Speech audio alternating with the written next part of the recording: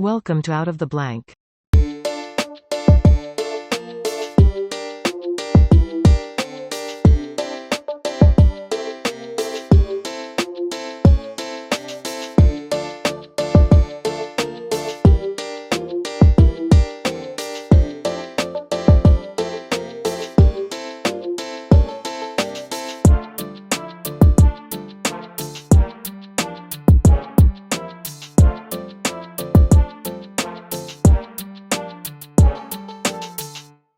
Welcome back to another episode of Out of the Blank podcast. And Dr. Cyrine, she's back again. Lovely to have you here.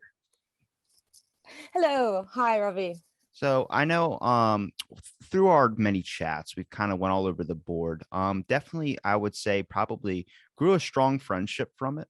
Um, But I'm going to leave that at the door for this because right now I want to kick off the beginning half with a more interview side of things. More stricter questions because I've had some thoughts on your experience. First of all, when we first chatted, we talked about why you love space, and you said, "What's not to love?" You know, there's a mass amount of beauty I think we both can agree on out there in the stars. But do you see things differently when you look up in the sky? Like, I've been getting super interested into statistics, and I've used to be terrible at math. But then as I started looking through space, I started looking through gravity, I started looking through so many different things that happen on an everyday basis that people really don't get to analyze as much. You start to see that it's all kind of like one giant math problem. And I'm just curious as to, is this a way that, like, if I talk to an astronomer, they tell me they see it like this, and I talk to another one, they tell me they see it like this. What's your process of when you look up in the sky at night? What are you funneling it through? What lens? Whoa, I see that we're starting with a big, huge subject and very deep subject. Well, through the years, when you really gain experience, you really change your vision of the sky and astronomy and the whole subject of science. At the beginning, when you are really an amateur and you really love like space as you really just see the planets and then you observe the galaxies and the nebula and the aurora borealis and australis. But then when you really study it, you start to understand the physics, and then deeper and deeper you see math. And then, as you said, the devil word, the mean word for every scientist and others, the statistics. And then you see that everything, really everything, Robbie, is mathematics.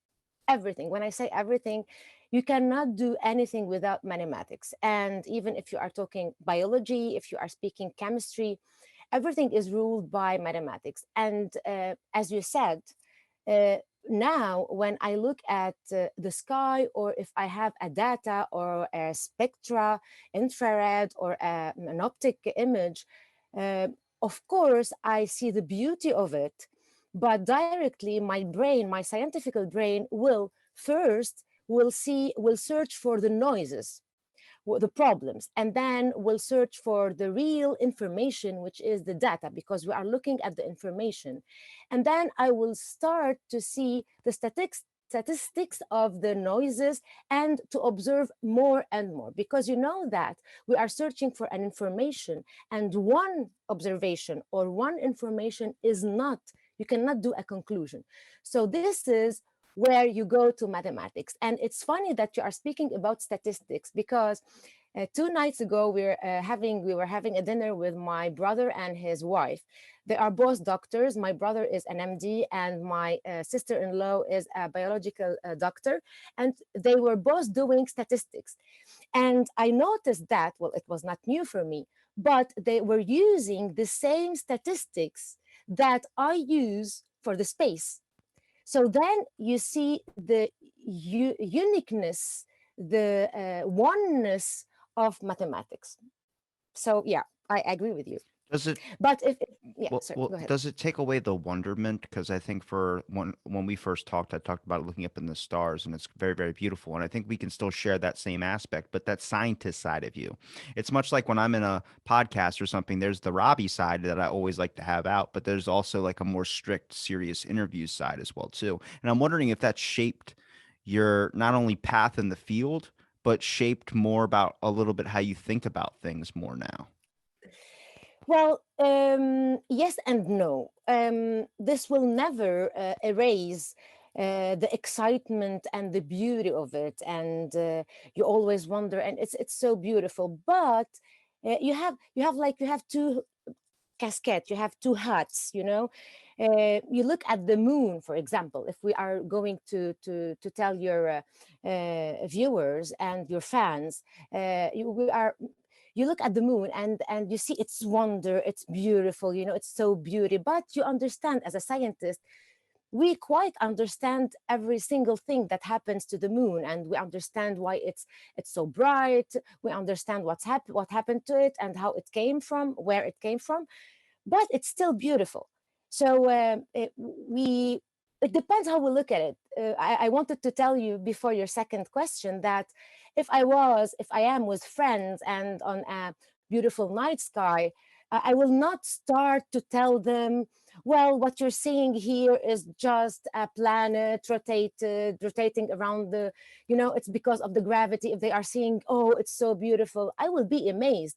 But if I am with scientists, I will take off my hat of a human and amazed and passionate in space, and will take my hat of scientist and try to rationalize it and explain it without losing my amazement in the field. So it will be sad. And this is what we see with a lot of scientists when they are like start to get bored in it. We say in French, ils sont blasés. Blasé means that they have, okay, we can explain it. It's not beautiful anymore. So next. I think that a real scientist that it's always passionate about it, it always have this mixture, this wedding, this marriage, this love making between passion, beauty, and science, mathematics. Actually, you cannot. Mathematics by itself, an equation is a piece of art. So even if you see art a lot, you can be amazed, even if you know how it was done. So, yeah. Do you feel like, at least your course through academia, there's been a giant transformation? Because I'm friends with you on Facebook. I've seen pictures of you from like way back in the day. I was like, yeah, an afro. In a sense, I mean, you had really curly hair. It was all, you just seemed like there was a little bit more like, I got this. And now you kind of seemed more experienced in it, but you seem more like, I don't know. I'm not going to say like that you seem less joyful about it, but I think you're more critical on a lot more things now. And it's interesting because it's when I take you out of that kind of side, I've seen a lot of your YouTube channel videos when you're doing live interviews. Of course, when you're on national television or something, you're not going to be able to be as joking or as fun as you are maybe on my show, just because it's just me and you chatting. But I feel like it lets a light into science, because how many people out there are just worried about talking to someone with a very high degree or that they see on television, all in the aspect of they're getting a different view. Much like you would be talking to a fellow scientist staring at the stars compared to maybe talking to me while we're staring at the stars or something, you'll be a lot more, open, and you'll be a lot more comfortable. But when you're talking to a scientist, it's more like, well, obviously it's because of this and this, and it's more strict and serious unless you guys are already friends. It's that academic relationship that really builds up a wall in some aspects. Well, this is like usual. I love your questions, and they are so deep. And I think that those questions. Thank you for. I have the thank you for letting me talk about that. You pointed like four subjects here in one question, as usual. Well, like when I was younger, I had this curly hair, and it's my natural hair. I love it. Looks I good. really loved it, it was like a signature for me, and I really loved it. And I'm so sad that I lost it, and I will tell you why. I don't know if people are interested to know it, but it is really a path of my academic career. When I went to the Middle East, like 9 years ago, to Lebanon, um, it was a very interesting path for me and experience, because when I have a curly hair and I'm a short person, I had to impose between brackets myself as an instructor, as a doctor, to give information, and my students. I was teaching like a masters in astrophysics, and I I had to be serious to for them to take me seriously.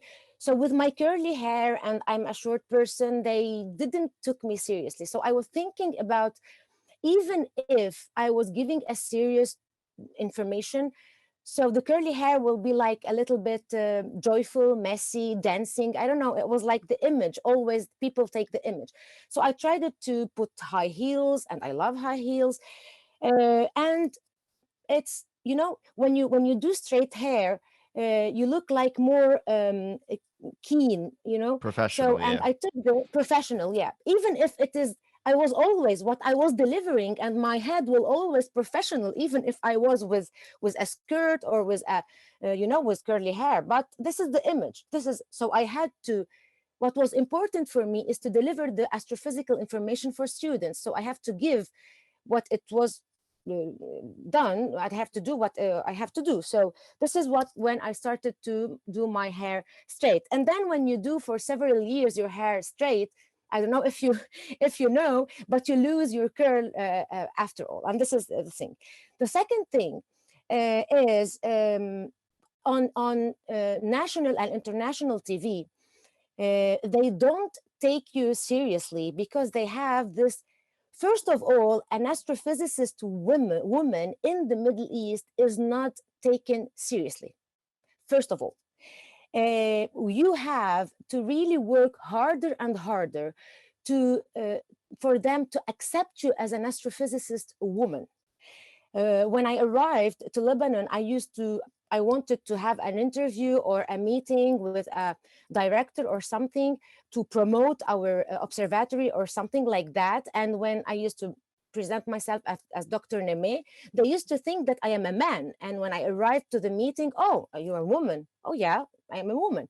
So this is why I had to be strict, even if I was you can be. And when I used to see some man astrophysicists on TV, they are allowed to joke.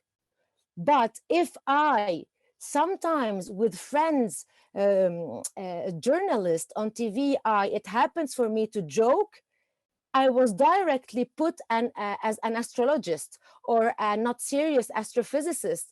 So it's sad, but with time, they will be really, they will get used to it. And another point, I managed and I insisted to not always be like in pants. I insisted to put skirts, high heels, to put makeup, even if it is not important for me. I can be without any makeup on TV, but just to really show that I can be a woman, I can be with heels, and or I can be with pants also, with the image is not important, so I can be really whatever I want.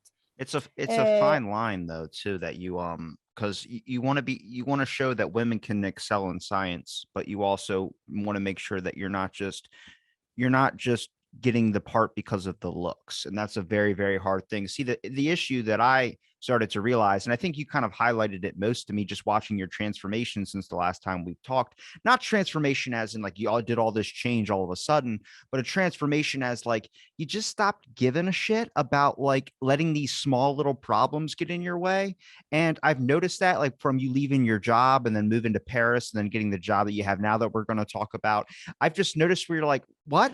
Why am I doing this? And it's like this, it's when someone gets to the edge and then they're just like, instead of you pushing me, I'm going to jump. And I guess maybe I'm complex thinking in certain ways. I can speak pretty well. I like to think so, but I'm simple minded in the aspect of I don't judge a person on getting a job because of their looks, whether they're more attractive or not. I judge a person on the way that they perform the job or the task at hand.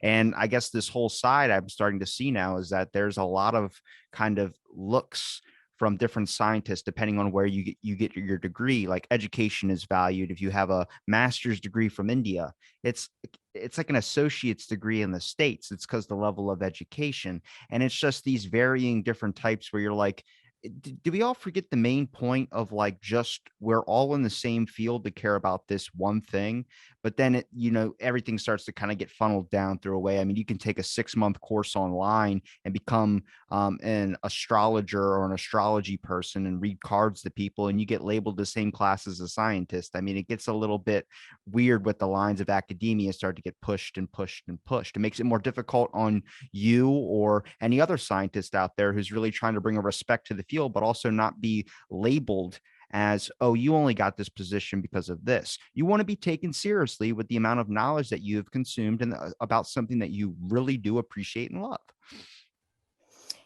Well, if I was really near to you, I would have hugged you now, and really muy fuerte, because really you nailed it. It's really important, and this is, hats off for you, because we never met, and you really, you got me inside. You said something. I don't know if I'm allowed to say it again, but you said it, so I will say it. I will repeat it. I don't give a shit anymore. There we go. And yeah, because I know my value now, and there is something with I'm humble. I'm not saying it as if I'm playing it like this. No, no, I'm very humble, and there's a part that left me, and I left it also, which is the fear of being misjudged. So I know that the experience of teaching taught me a lot. Being with students, it's really a very beautiful gift, even if it is really very hard. It's a mission to teach students. But the feedback that I had from students, even if the institution itself where I was didn't appreciate what I didn't appreciate who I was, but the feedback from the students, when you have those several messages from the student, they told me that before you, doctor, is different than after you, when we saw you, when we had one course with you. So, and yeah, this fear of being misjudged. And I know that being an astrophysicist, doing what I did, having playing a change game in the life, and not just scientific life, because what I really believe in, that being an instructor and especially scientist, it's not just giving information, is to open the eyes of students, to be a critical thinker, and let them be more smarter than us, to excel more than us. And you said something that is very interesting, for example, about a degree from India or a degree from MIT or something like that. I was approached by an association, an NGO from India, and it was a new association about the women and empowerment of women. And I was so thrilled and happy, and I did a podcast with them. And they thanked me a lot, because they told me that they tried to contact a lot of people all over the world, and because they are from India, some researcher refused to do that podcast with them, because of their origin, because who they are. Well, we don't care who is this person. What is important is the message that they are giving, just to confirm what you are saying. And the evolution that I had is, when I was seeing all over the 9 years or 10 years that I spent in the Middle East and in Lebanon, that those people who are judging me are less successful than me, very sad and depressed.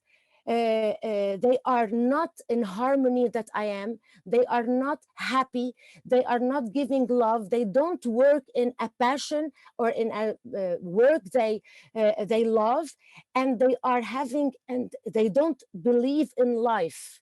They don't have a faith in life, and they are not, especially they live in denial and lie on themselves.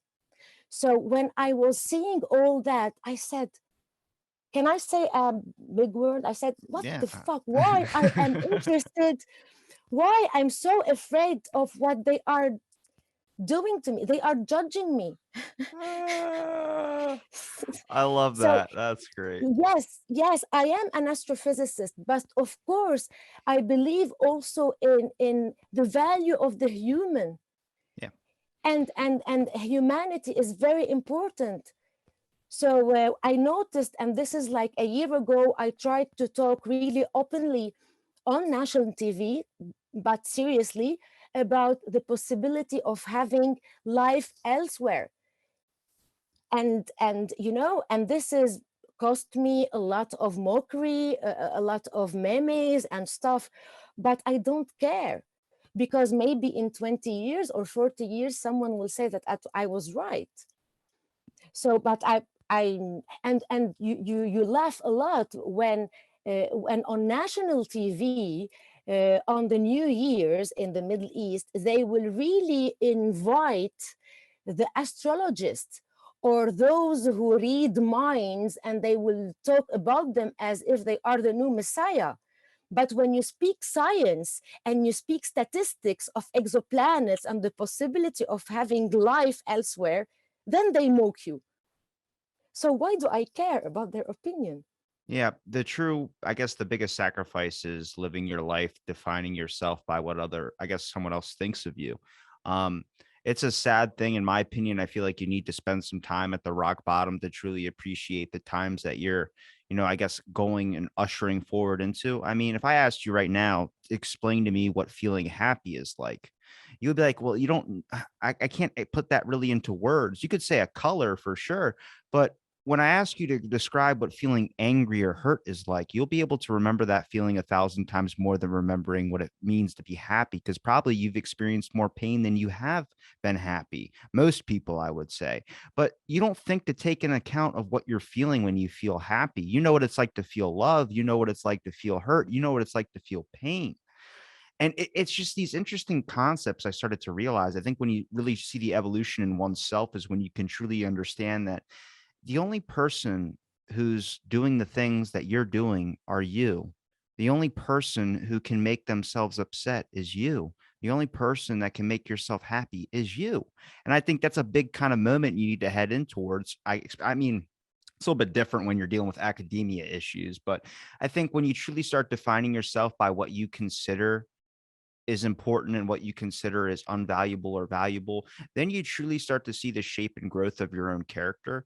I'm not a philosopher. I'm not going to even claim that like most people do on their Twitters, but I think just through understanding and seeing all the mistakes that really gets made, a lot of it boils down to the fact that you're monitoring or you're structuring yourself off of what someone else wants you to be. And I think that's been a lot that's been happening now. And I think it's probably where we've led in science so far, where we have a whole area right now of UAP and UFO reports that are coming out, and people are talking about it more and more and more. Now, do I think, you know, there's so much. I've been trying to get like some other realms of astrophysics on here just to talk about, like I didn't know, like especially about frost giants. There's a whole like I knew about them, but I would like to know more.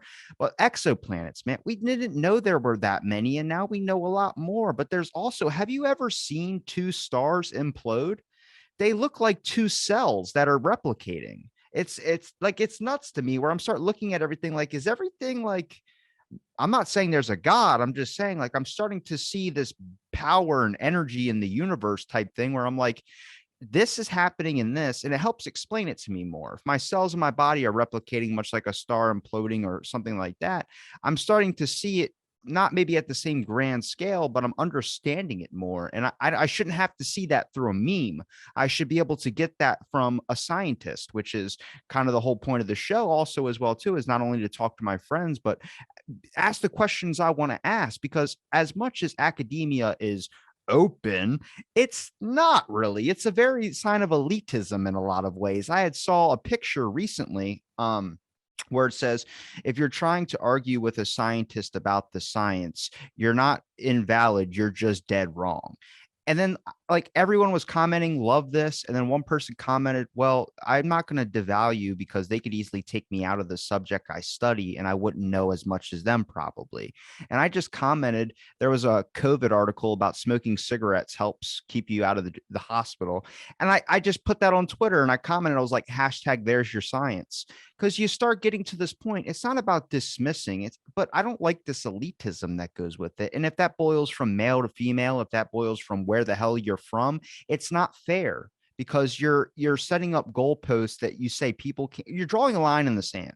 And that's not cool because then that dismisses the whole, I guess, era of the world that wants to know more about something because you act like you have all the textbooks and you only give them out to certain people. And that I think is probably a part of the reason why we're learning so much now about like, oh, the moon has water on it. It's like, yeah, because you got to think how many people were getting their papers published back in the day and how many of those people had connections with freaking the institutions. They're going to get their paper published first. Have you looked up the Nobel Prize Award?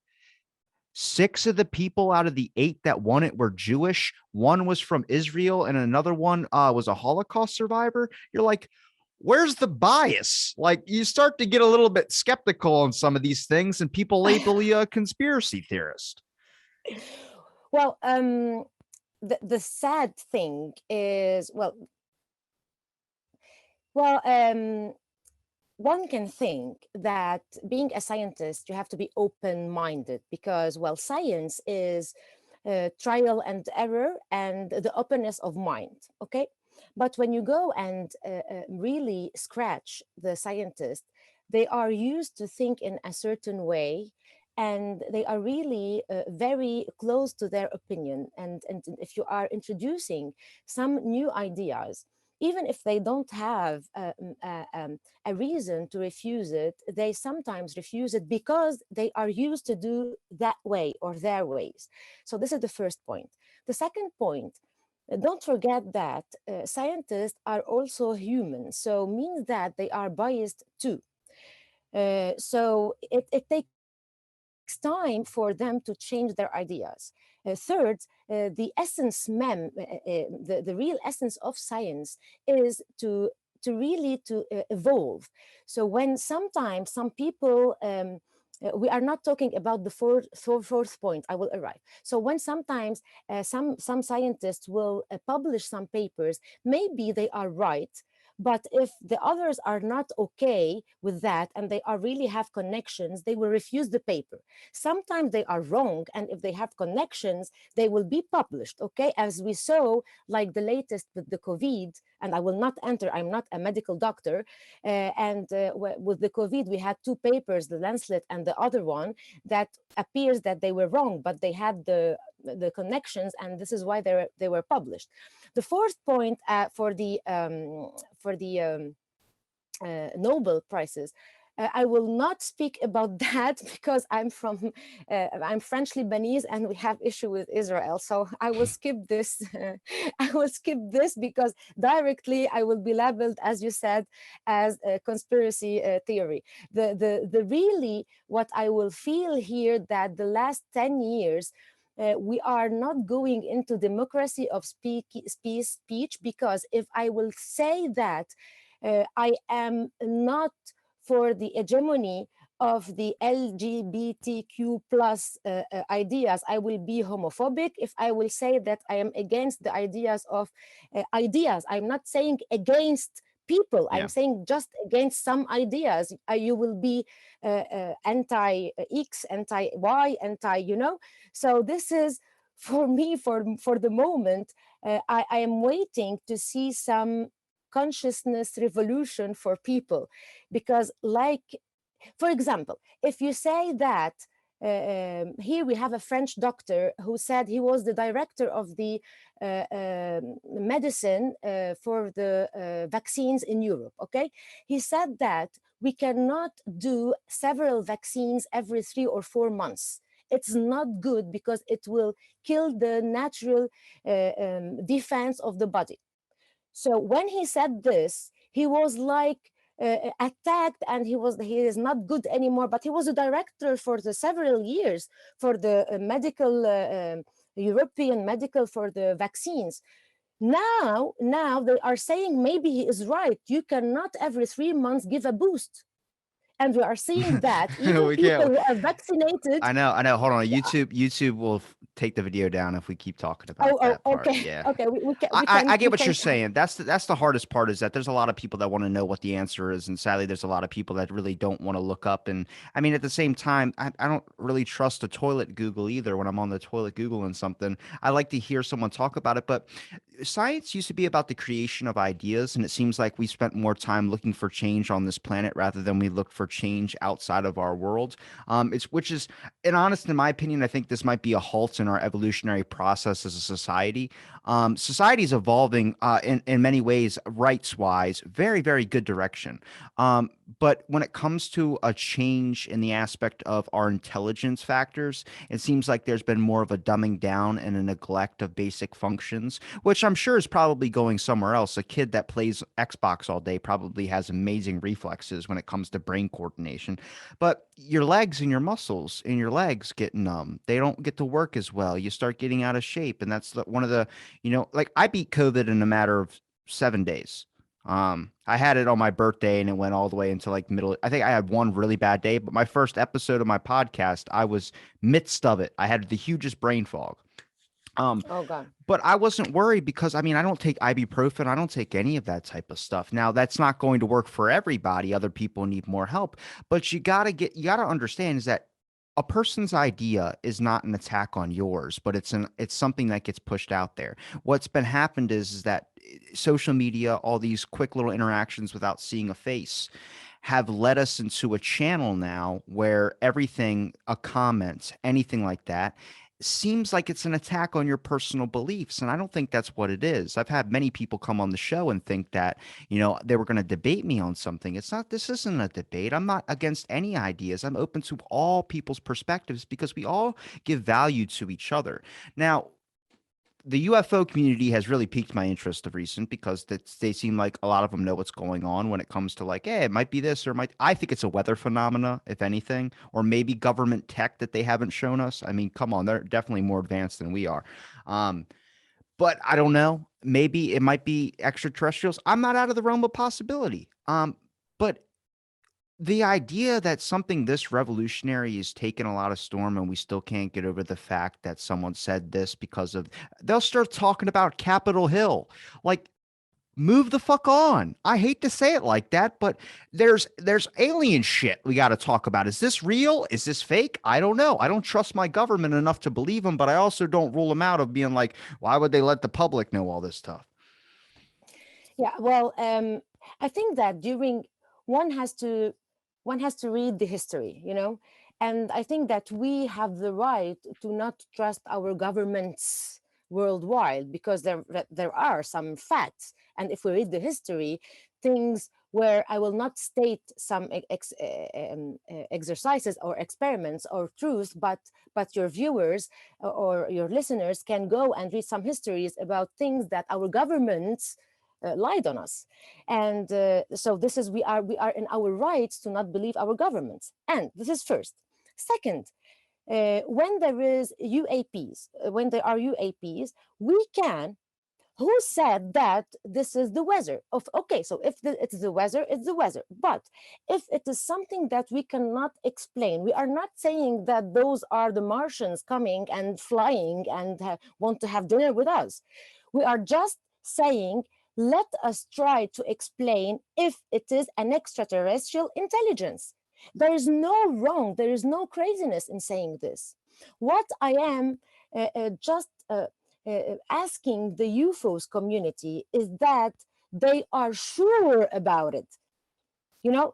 For now, I don't have proof, like very strong proof, like the community of UFOs are saying. I don't want to be like the scientists or the governments that they are saying no, neither the UFO communities that they are saying yes. So I'm saying we are going to think about it and we are going to investigate about it. This is our duty as scientists. And and nothing is forbidden. We don't know. I always say to my students and to everyone who asked me that we are still very babies, very young in science.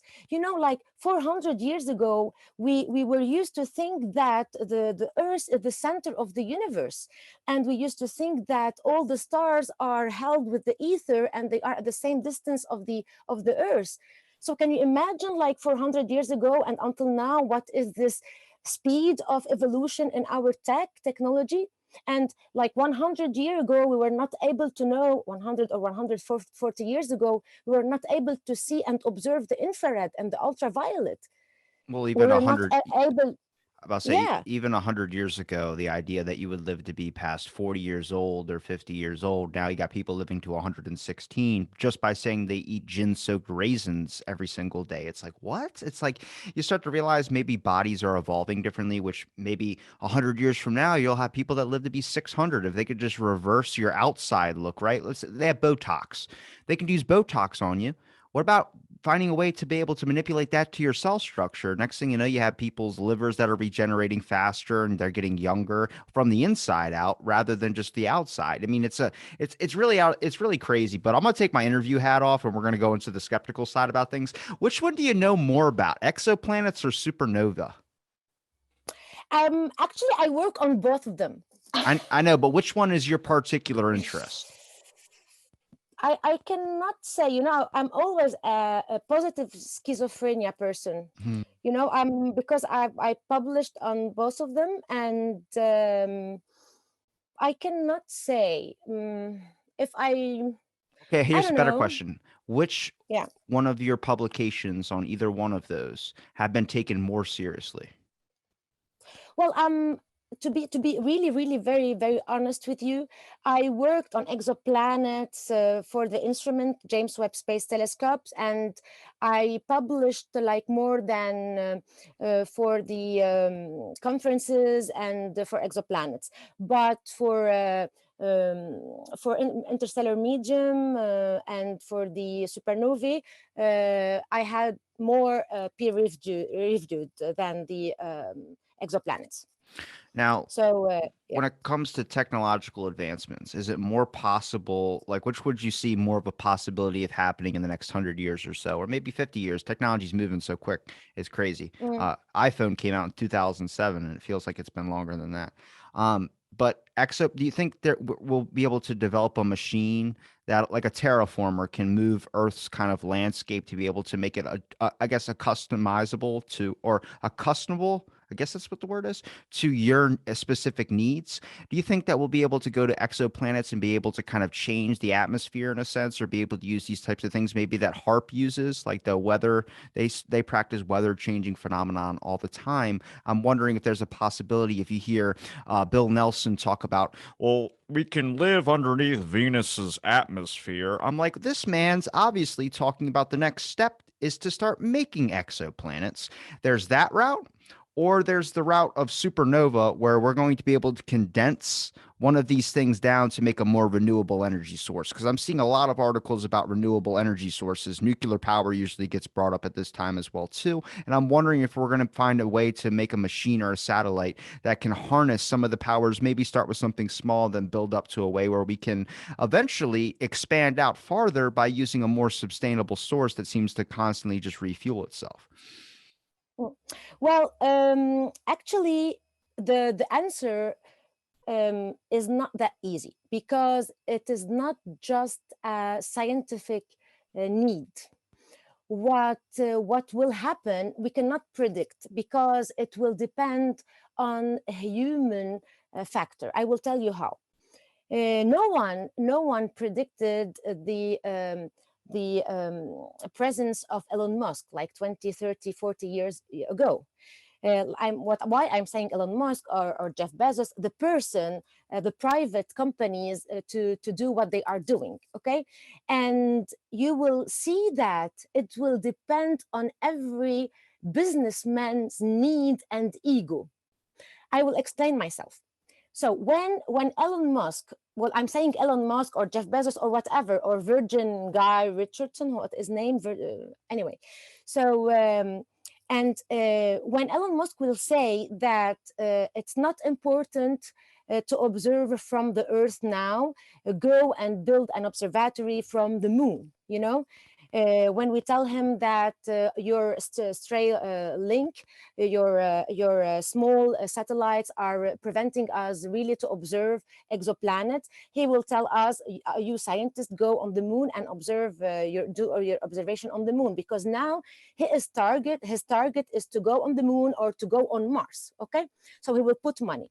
And in contrary, you see some other businessmen, they are saying, no, my aim is to look at the inner energy of the earth, how to conserve the earth, and to do really science to see how we can have sustainable energy. So this will be an equation or adequation or a race between who will do what faster. So this can be, they can go together, or they one can succeed more than another one. But the fact that Venus, I don't think that Venus, in my humble opinion, maybe other scientists will find it wrong what I'm saying, but Venus is not the first target. Venus is very difficult to handle, you know. I think that Mars will be the easiest target for now, and to see how we can have energy longer and longer for the earth. One of the things that China is doing is to search for energy better than the fossil or the gas or the petrol or the oil from the earth. And to do that, well, China was really very creative.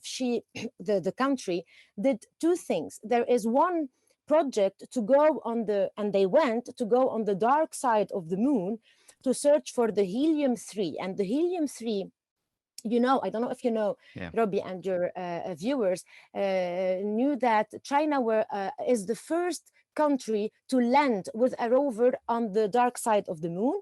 And if they really can process the helium-3, it can generate a lot of energy. One. Second, they are really also trying to do a solar panel full telescope. Means that if they can send a telescope just with a solar panel that will rotate in a very high level around the earth, and it will be not without any sunset and sunrise, will take the light of the sun and they will translate it into radio information, will send this energy to the earth. Like this, they will have continuous energy, electricity. The efficiency will be more than 40%, and this is how they will get rid of the fossil energy. So you see, we are going searching toward another way for the energy. What scares you more? Does it scare you the fact that there's all these CEOs of giant corporations that seem to be slowly running the world in a sense, have more influence, and they're more of people that you would look to with your, for instance, if a person wants to go up into space, they find a good way to harvest energy, or they find a good way to get a telescope up on the moon, their best person to go to is Bezos, because he's the one wanting to go up there anyway. A lot of these institutions that are down here, they're more about focused on what they want done. And it seems like it would be easier for a scientist to just reach out to one of these rich guys who are already doing it. And that scares me a little bit, because we shouldn't be having our CEOs or our corporation leaders um, advancing science in a sense. You know what I mean? You have a lot of academics that are reaching out to people like Elon. I mean, if you check Elon's team when he's doing ideas and stuff, he has a bunch of researchers and scientists that work for him. Um, it just seems like, I guess that comes with the power grasp of, instead of shipping packages faster like at Amazon, they rather just go up to the moon as many times as he wants. It's interesting, because I think that leads us into a sketchier territory where it keeps going and going and going, where you're not going to have kids or scientists with ideas try and publish something under their university. They're going to land in a period where they're just going to email Elon or email Bezos and have their project pass. And I mean, I have many thoughts on universities. I think there's a complete hard bias. I think they cower depending on what society standards are, which in turn is fair, because society seems to have a way of overthrowing these universities by rioting and protesting. But a lot of these peer-reviewed articles, I'm like, can you check your fucking peers? Like, I hate to say that, but like when someone tosses out the term, it's a peer-reviewed article, trust me, I'm like, I don't even trust any of my peers. That you got to funnel that through something. Like, they said 600 doctors tried to cancel Joe Rogan for misinformation. 87 of them were actual doctors. They went around and asked dentists, they asked veterinarians, they asked the whole list. That's what I'm saying is they don't let you know that side of the information. They just show you what they have because people are more than willing to brag about all the things that they have rather than the things that they don't. I'm honest as shit. I'm at the bottom. That's cool though, but I'm not going to lie to you about it because then what does that get me? That doesn't get me anywhere. It makes you what you have a better perspective of me, or are you judging me off of my character? Universities, in a sense, they had trust. Now they don't because of an aspect of not only have they created so many problems for people, but they've been so flip flop. And now you start to realize their true intention, where the business, the CEO people tweeted Elon and tweeted Bezos, and they're like yelling at him, telling him he needs to donate. They're in their late 30s. Why the hell would they donate to you when they're just worried about living their fucking life? Like, that's what I'd do if I had millions of dollars. It gets into weird territory where you shouldn't have a scientist asking Bezos, can you fund my project? Why? Well, the university's supposed to do that. Well, yeah. Um, well, it's a very interesting point, another point, because if you asked me this question like 10 years ago or 5 years ago, I would have told you, yes, I'm scared and blah, blah, blah. But why Bezos and Elon Musk and all those guys exist? Because of the failure of the universities and the national programs. The states, not USA, all the states, all the government are and were and are okay, busy to do wars and to have missiles and stuff like that. So when they are really busy of doing something else, you will find someone who is interested of doing his dream or of pursuing his dream, and this is, we cannot blame them, those people. But when those people who really succeeded, okay, the really the only risk you can have is that they will take this science towards their only, which I understand, but this will not, they only dream. For example, maybe now the interest for the humanity is not to go to Mars, for example, okay, but I can understand because he has the money, he worked a lot, uh, and this is happening because of the problems that the university has done, because the government's the space government's problem, because the lack of doing things. So nature, by definition, does not love emptiness. So when something is empty, when you empty something, it will be fulfilled with something else. And this is what happened. This is why we have programs with those people who has money and stuff like that. And something also really came into my eyes is that last 10 or 5 years, I was reading a lot of reports about great universities, I will not name them, that they were receiving money from bad people, donation, $50 million. You know what I'm talking about? That those people were like, had court, that really criminals. So those universities will be biased also.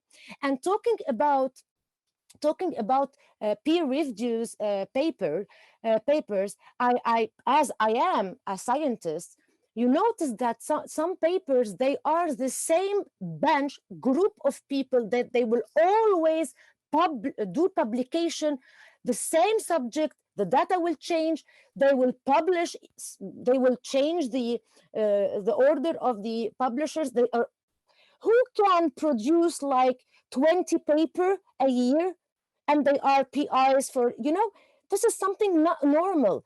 And people will start now, because of the social media and stuff, internet, they look at you with your H number, with the level of your publication. Then they don't look at you if you really are doing a new subject, or how really interested you are in your field, or what are you doing.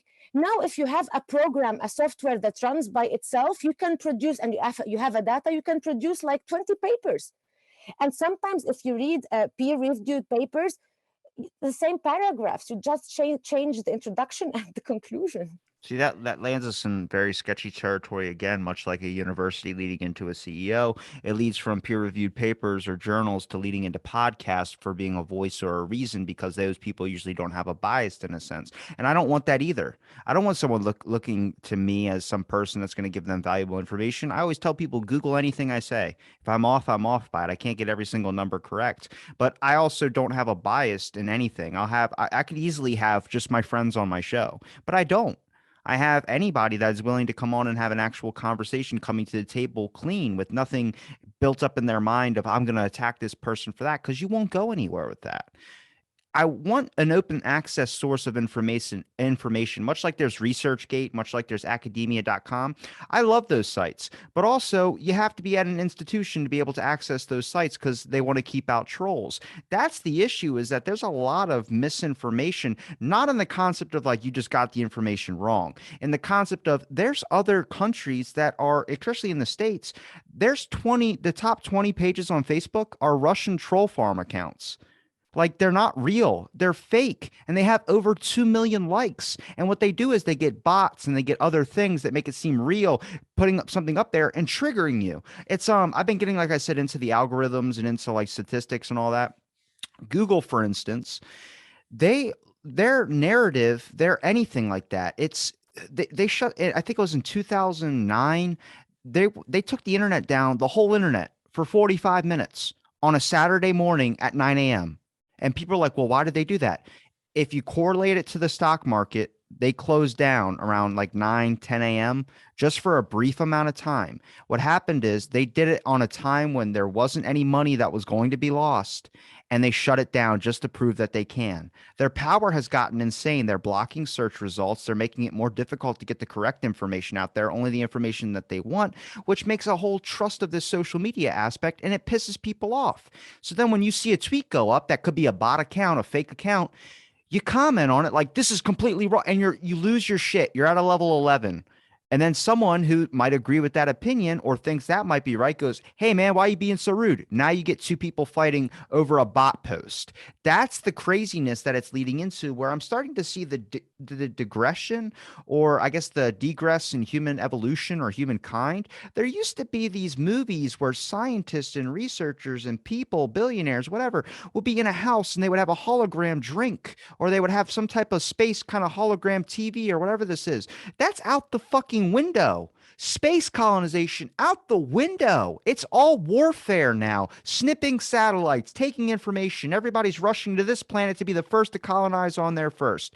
You have completely lost track of the main aspect of the most important part about evolution is moving fucking forward. You're not moving forward anymore. Society is in some sense, and when it comes to social standards and norms, but what about the real absolute problems? There used to be a starvation issue in America. There used to be a starvation issue in a lot of places. A lot of it's solved. You don't see people dying in the middle of the street. There's still an issue out there for sure, but it's better than it was before. Can we move that progress of society, understanding that there's a more common enemy, and that's the fact that we're going to end up probably killing ourselves on an accidental. The world population, I've been hearing Jordan Peterson talk about it for fucking ages, talking about how it's going to stop at 10 million, then it's going to, or 10 billion, then it's slowly going to regress down.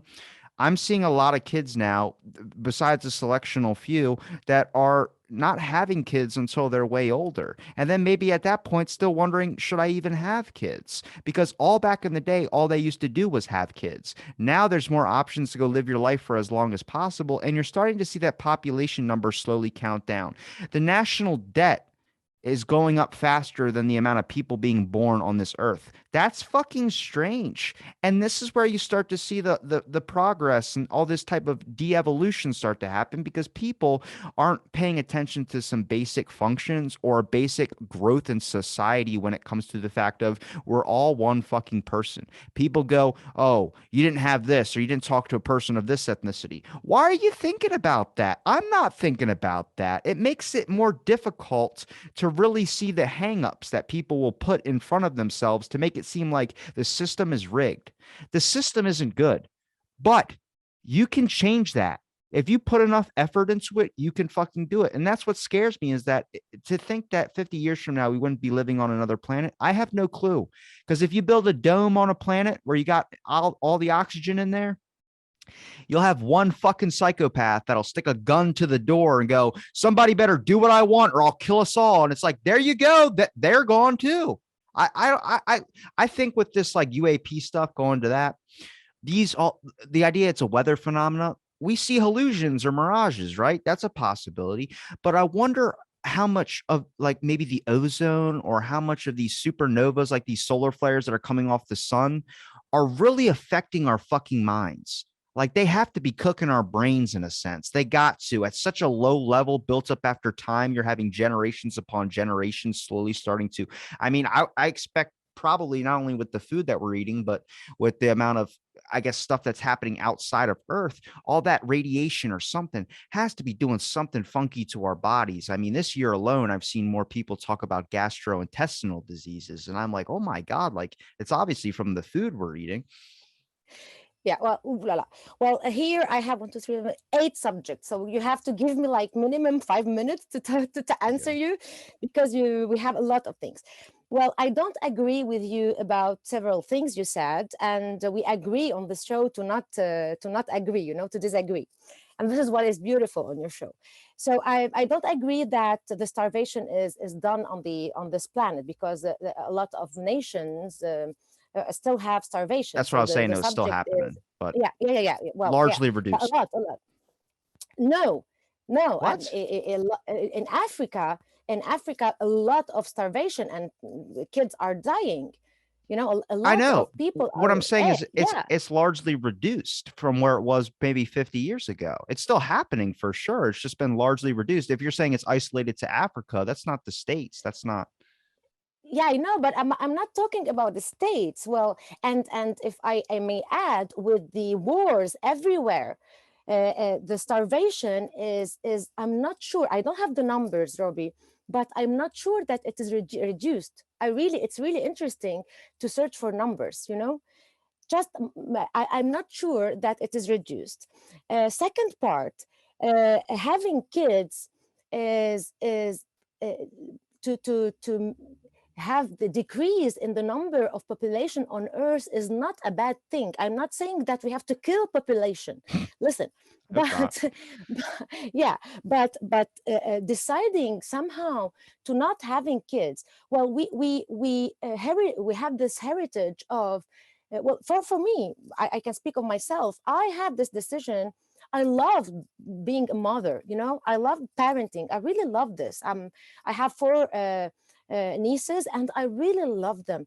But why do we want to have kids? We have this heritage of recreation, reproduce. We have to decide on what future we want to give them. And if we really want to be parenting, why not to have adoption? There are a lot of children without any house. So having a lot of kids on this earth, it's really not good for now. So this is the second point. The third point is the weather thing for the UAPs. No, What? there is a statistics that there is a statistics for the unexplained phenomena in France. You can explain several things, and those are scientists who are saying it, and you can still have from 5% to 10% of unexplained phenomena, aerian phenomena, that they are not explained. So if you have, like, for example, 70,000 cases registered, you can do the math, 5%, maximum, we are saying, I'm not going to say 10%, 5% of them, they are not, neither weather, neither hallucination, neither optics. So those 5% need to be explained. It can be like UAP, it can be aliens, it can be some optical things that we don't understand. So the radiation that they are doing on us can be also, for example, I remember a case in the World War II. I remember when they tried something on the Normandy, when they put, they put something in the air and people started to have hallucination. It can be also a problem like this. But it needed maybe in 20 years, we'll know it, or 50 years. But for the moment, I don't have any explanation. As for the gastro problem, it's just for the food. Yeah. Yeah, real quick. I wanted to go back to the point. So what I guess maybe I misspoke, but the point I could share it on screen too. The point I was trying to make is that this is global hunger statistics. The proportion of unnourished people in the world has declined from 15% in 2004 to 8.9% in 2019. About 690 million people globally are unnourished. So it wasn't that it's completely eradicated, but I'm saying the numbers keeps on reducing and reducing and reducing. That was the point I Oh, was trying great. to make. Oh, great, great. Okay. Okay. So I'm apologize, because I was thinking that maybe with the wars that are really everywhere, maybe maybe the hunger is really good. I just think it's an issue with GMOs because I think that there's a push for GMOs. Like I'm a supporter of Mm, GMOs in some aspects, but also like changing your strawberries to a different color just because it looks more appealing. I don't think you should be doing that. I think what you I should be think me doing too. is trying to change or adapt through a through a botany standpoint of if you're going to give another genome to a plant so it's able to grow in harsher conditions where they're not naturally meant to grow, that makes it easier for an Africa when all they have is fucking dirt. You could plant more Yeah. seeds there and grow more food for more people. I agree with you. And the last point I wanted to say in your long question is that nothing is lost yet. There is something, a point, positive point is that the fact that some podcasts like yours and other podcasts, that they are talking about this consciousness, this revolution, is really, I mean, revolution ideas, revolution, and the fact that you exist, Robbie, is a sign of hope. So nothing is lost yet for humanity. So don't worry, this is something very positive. I appreciate that. True. I gotta go back to the alien thing. You really think it's not a weather phenomenon? You think it's aliens? Well, I didn't say that. I said that not everything is aliens, not everything is optical illusion, not everything is like war, army, technology. You have things written in the report, in the USA report, the latest one, that they don't explain, that it's not army, it's not military. We don't know what. Well, why would they tell you that I it isn't military? They've lied so many times. They said MK Ultra was a hoax and it was a conspiracy theory. Then the NSA just recently published documents from the mind control experiments that I've studied in college. what are you expecting them to say? Are you They're really not, they don't have to, expecting no, them they to don't have to say, tell us shit. They don't have to tell us anything. I don't expect them to tell us anything. The idea that if you submit a request for the Freedom of Information Act is the dumbest thing I've ever heard in my entire life. Like, what's like, oh, you know, there's a document that was released on this day, but you have no clue and you just want us to give it to you. What? Because you asked, I'm going to? That's insane. I don't see it like this. You know how they retained information, and I see it as a first. It's so difficult for them to give that kind of information. Population and humanity is not ready yet. So the fact that they say we don't know, and it's moving on a speed that technology, human technology, is not yet ready to do it. I think that it's for me, why we don't look at it as a small step towards maybe another report. What are you, do you imagine that they will tell us, yeah, those are aliens and we know that they exist? Then Oh why are yeah. then why are they going on TV? Bill Nelson is and saying we don't know what these things are. Like, why are they that's the thing for me is that I start looking at that like that's a pull for money.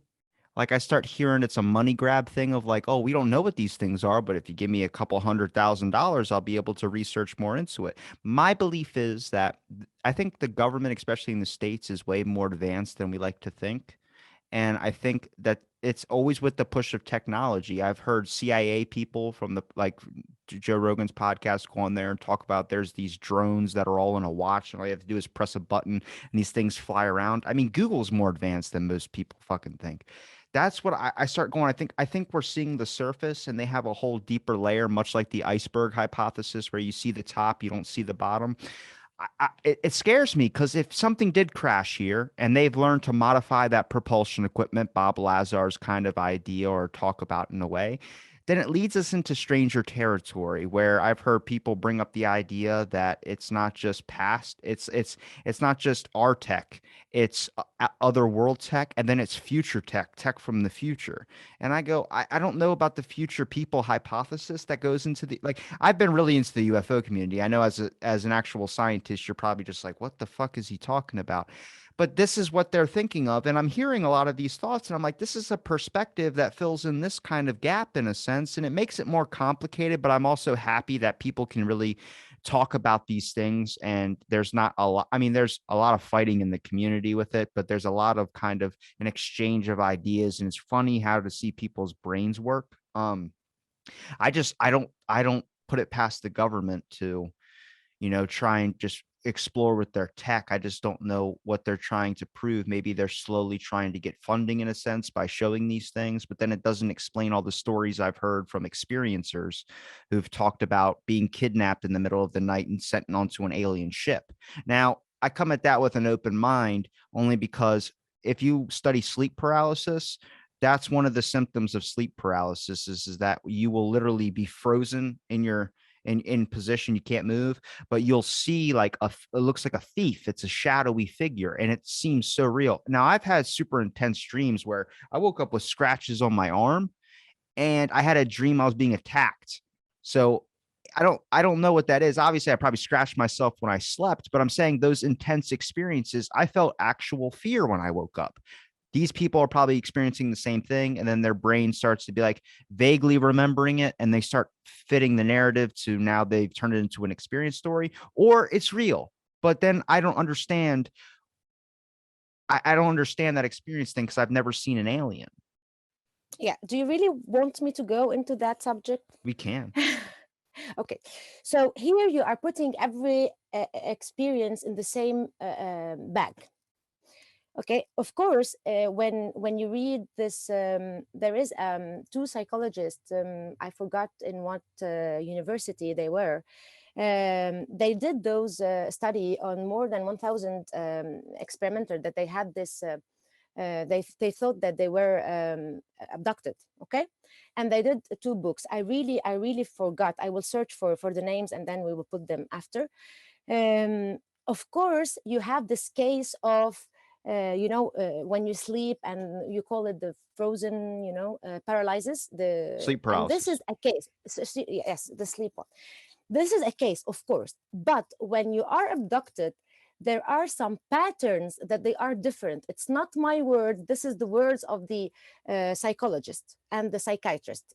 The patterns, they are different. And when they do hypnosis, regressive hypnosis to those people, and they took them coming from different, I'm not defending them, I'm just stating the book. When they do regressive hypnosis to those different kinds of person, they are saying that they are abducted coming from different world, different background, with education, without education, from the Middle East, from Europe, from Mexico, from USA. They are explaining the same thing, which are the what they are feeling. It's different than the sleep paralysis. So we cannot say that, we cannot put everything in the same bag. The danger of that, what look here, what is happening. What's happening is everyone is if he sleeps, or if he just drank a little bit, or if he did a little fiesta, or he will go and say that I saw a UFO, and he will go and brag about it. So what's happening is a mixture between a poor guy or poor girl who really had an experience, very strange experience, and someone who is really a fake one, a liar.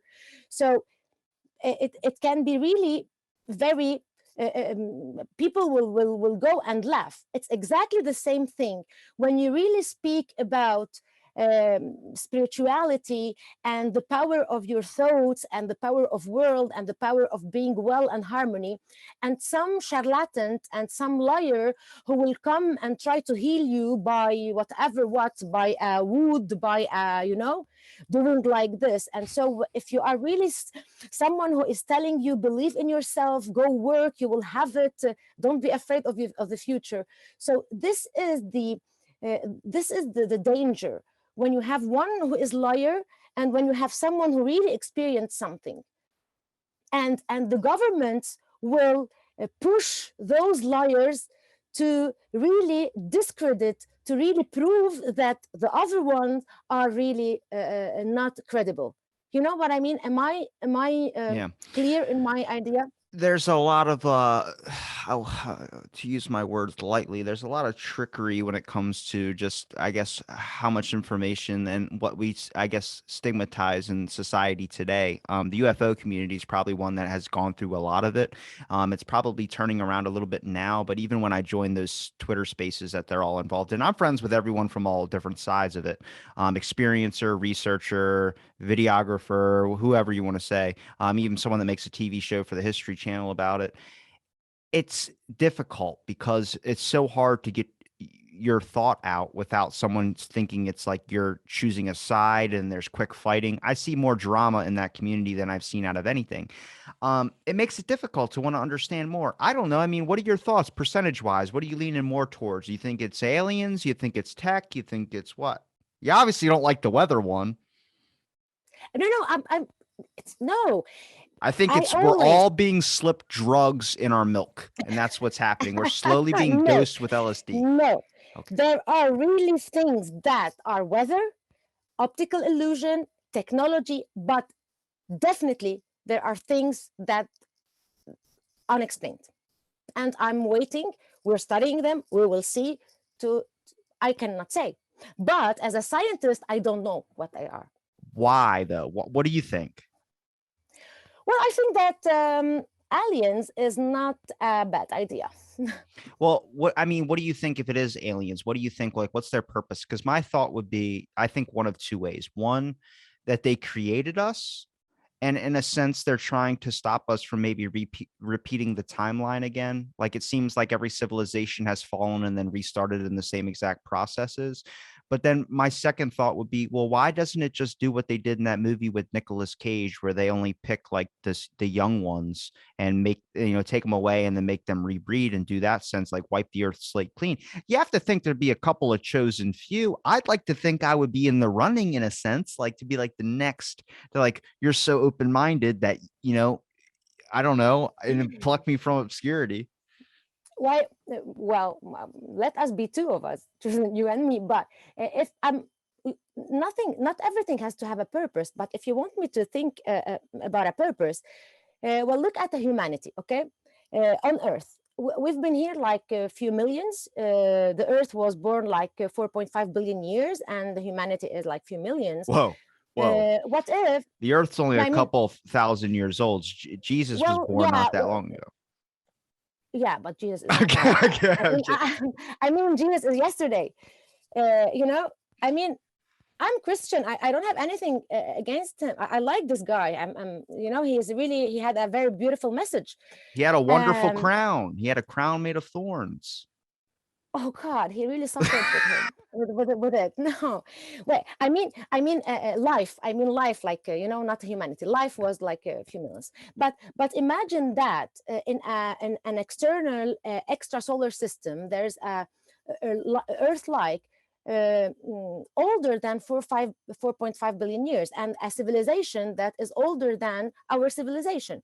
You see, like as we were saying earlier on this podcast, that the latest 100 year and 150, the technology went, and we are going to go to Mars, and so imagine that there is another civilization that is way more developed than us. So the every smartness, every intelligent civilization will go and explore.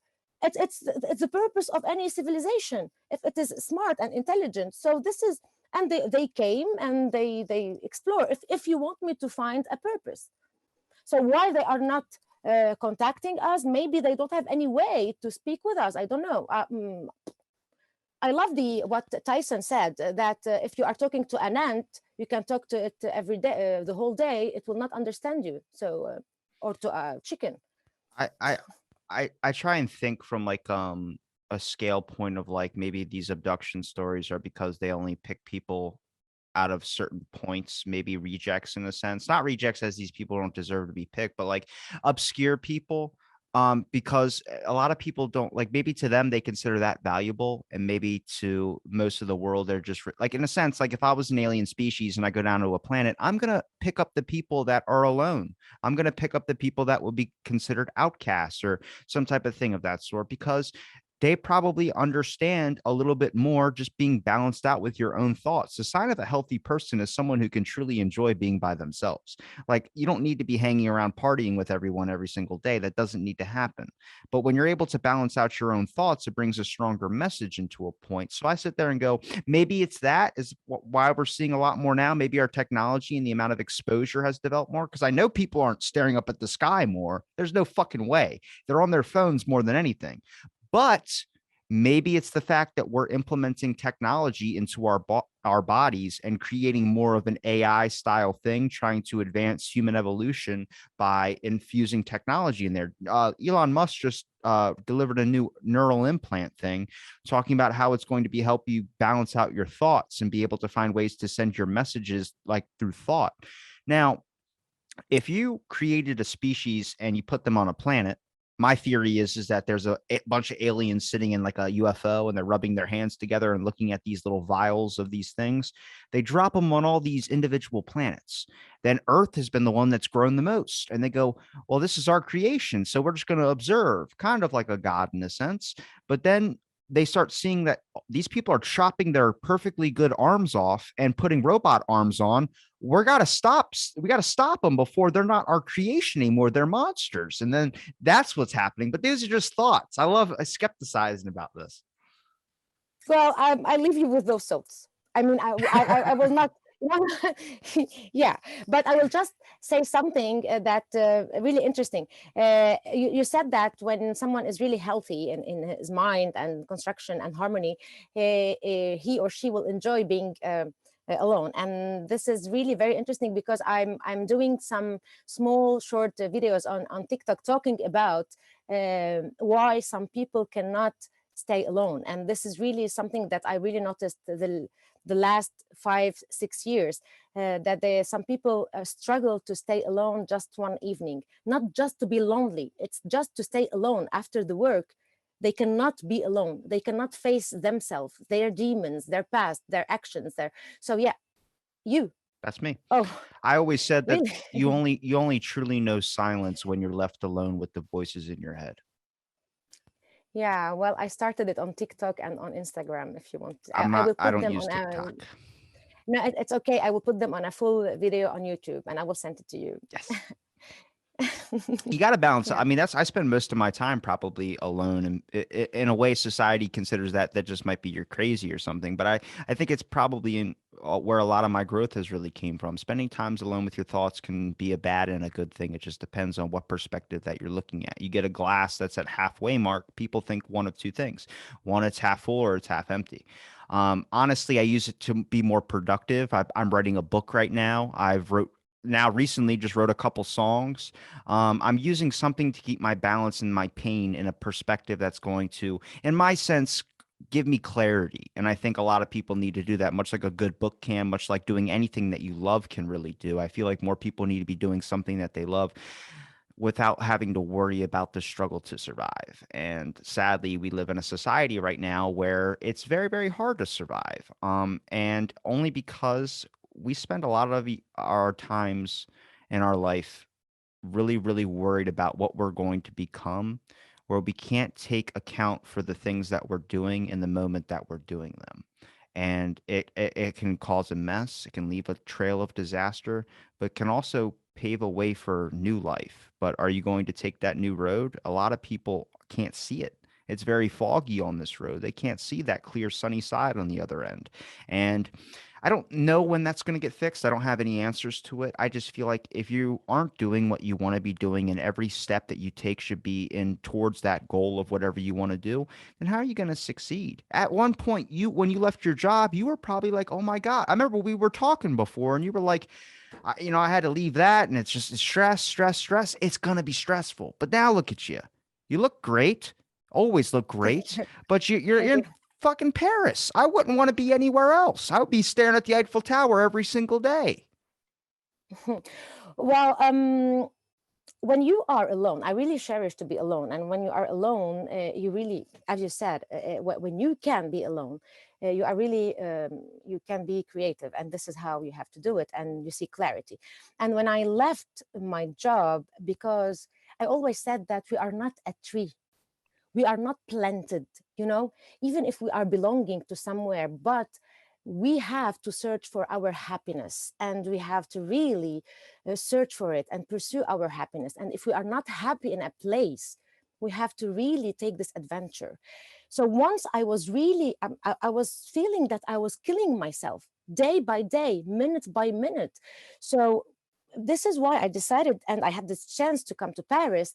And I feel like it has been like 20 days now, even if I have problems to open an account, even if I'm French, the administrative French. And I have this chance to work on Mars Express, the satellite that turn around planet Mars. And yeah, I feel I'm in more harmony with myself. I am cherished for what I am. I'm not judged. I am more creative.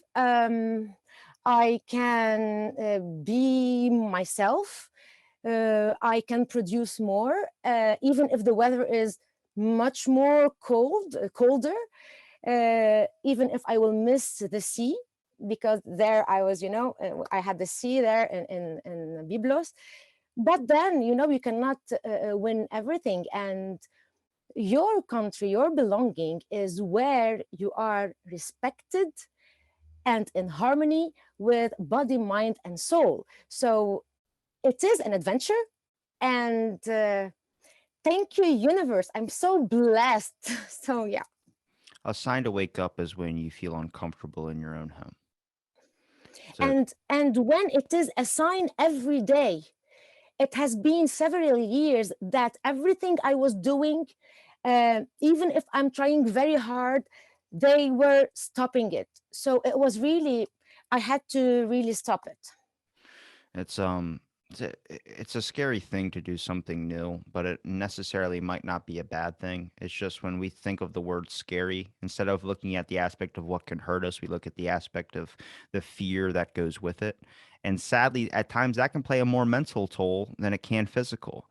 But in the overall grand scale, if you can really calm those levels down, you can see like, what is it? If you see the way broadly, you'll see it in all things. Like that's 100% true. Once you can really get your mind settled and you can see the course of action of which to take, you can take it and you realize that you're better for it.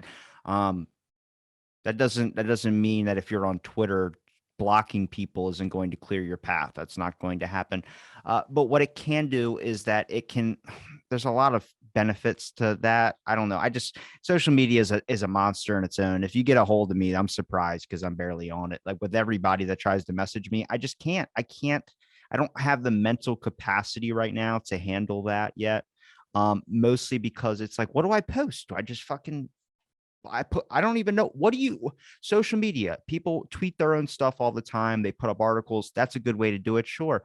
But at the same time, it's like, do I say like a motivational quote? Would that get me more likes? I don't know. There's no point in it all. It's a game and I'm not willing to play. Listen, well, if I can tell you something. If I may give you an advice, don't do anything if you don't feel it. This is the motto. If you don't feel, don't do because you have to do. So if you don't feel like writing, don't try it, and it's not an obligation. So what, you know?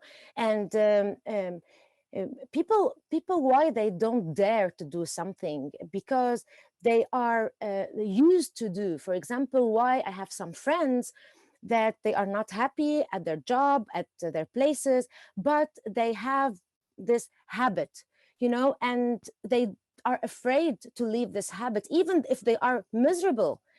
They say that we know this, but we are not going to try. Maybe it's better, maybe not, but we have this habit. And why some people, they, for example, every day they write something because they have to, they are afraid of losing some followers. But what is that, losing some followers? Yes, does this change who you are? Does this, it's not your value. Who are those followers? You don't even know them. So, it's okay. Don't do if you don't want, don't feel. If you don't feel motivated, how on earth you are going to write a sentence of motivation? So, That's a good quote. yeah. So, It makes sense. It's just, I think there's a lot that gets built up in, like, for instance, when I take breaks off social media, I go from everybody. I just tell people it's not nothing to do with you. In a sense, it's more about I just don't have the mental capacity to handle it. If you message me, I will answer. But I don't I don't care if you like a post. I can't, because I develop friendships through this thing as people I've stayed connected with, that you'll be able to type in your name and you'll see multiple episodes with that person. It's because I genuinely am interested and care. Like, I think it's just about, you got to do what you want to do. And a lot of people are doing things because they just want to achieve. And necessarily achieving just might be who you are, not who you think people want you to be. And that's a large portion of what it is out there. A lot of people, like I said, are more than happy to brag about the things that they have, but not about the things that they don't. Nobody ever puts up a picture of what's happening on their daily life. They put up only the best times about it, and it makes it more difficult. Or you'll see like a really like terrible post, like I just lost my house and all. I'm like, oh my god. Um, but oh yeah, I have put when I lost my job. that's a I rough have put moment. that. A lot of people see that and they look at it and they go, holy shit, like people are human too. I see all my friends on Facebook that just post like trips, and I'm like, oh my God, they're a doctor. And I'm like, oh fuck, I need to get my life together. And then next thing I know, I look at the comments and they're like, so happy you deserve this trip. I'm like, oh, thank God it's just this one time. That they're taking trips every day to Aruba, I would be pissed. I'm because it's a lot of self-doubt within yourself. You want to also be doing good. You don't want necessarily people to be, I mean, some people want people to be doing worse than them. I don't want that. I just want to make sure that I'm not on the wrong path in a lot of aspects. There's a time consumption in this world. Your whole life is everything. But in the grand scale of everything, it's so minuscule, it doesn't even land a blip on the radar. And that's what a lot of people are trying to increase. They're trying to make that blip.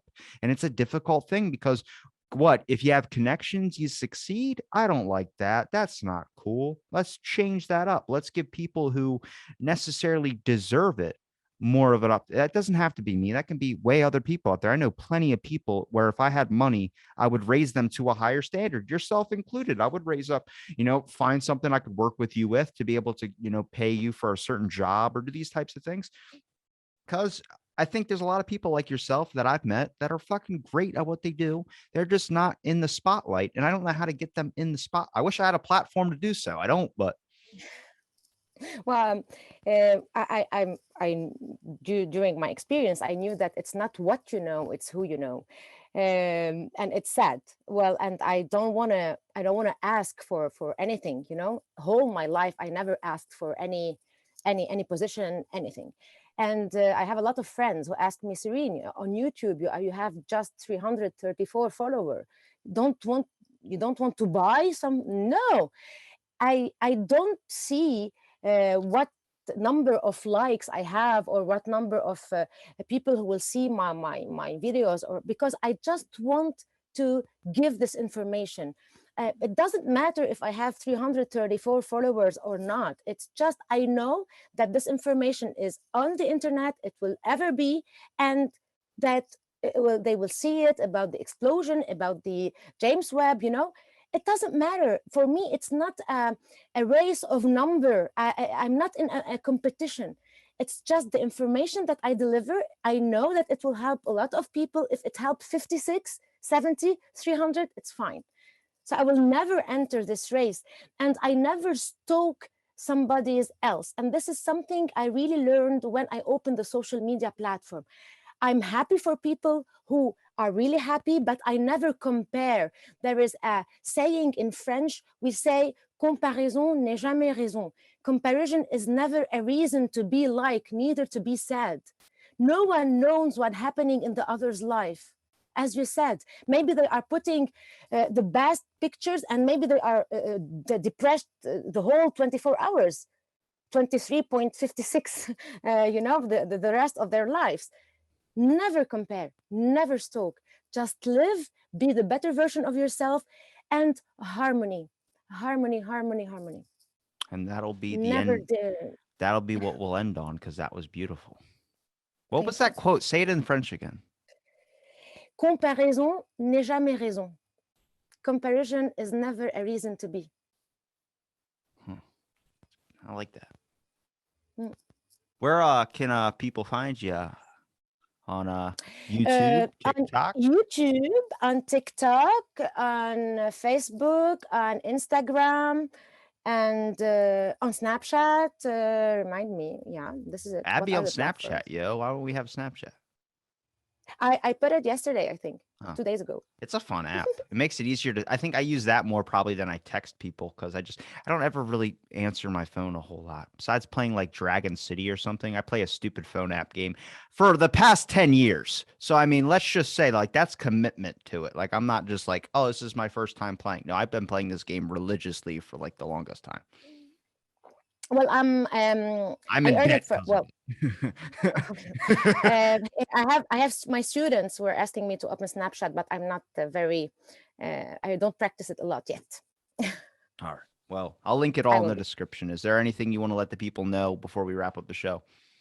Thank you so much. And just be you. If you're not you, who else will be? Everyone is taken.